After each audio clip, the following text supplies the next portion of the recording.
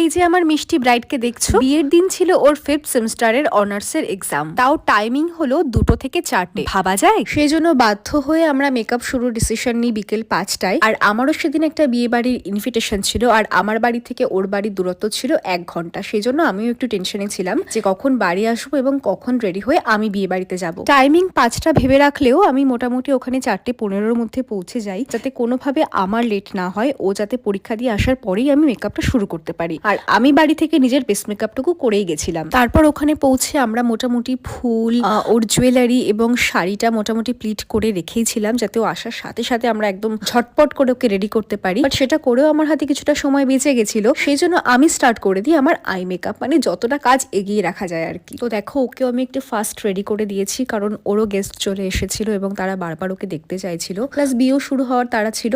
তো কেমন লাগলো আজকের মেকআপ তোমরা কিন্তু কমেন্টে অবশ্যই জানিও।